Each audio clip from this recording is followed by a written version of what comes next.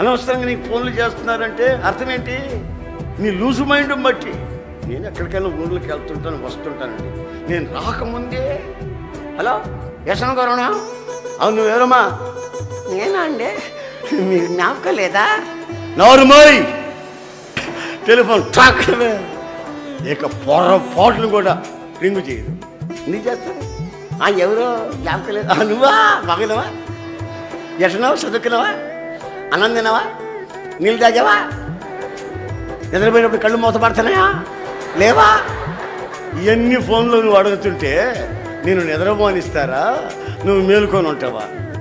పనికి మాలిన వ్యవహారాలంతా మీ మీదకి ఎందుకు వస్తున్నాయిరా బాబు అంటే, నిందలు ఎందుకు వస్తున్నాయి, అవమానాలు ఎందుకు వస్తున్నాయంటే నువ్వు లూజోడివి, లూజ్ దానివి. గాళ్ళైనా ఆడవాళ్ళైనా ఎందుకు అగాధంలో పడతారు, ఎందుకు పాపలో పడతారంటే వాళ్ళలో మెరుపులాగా మెరిసే ఆ ప్రకాశం, ఆ షైనింగ్.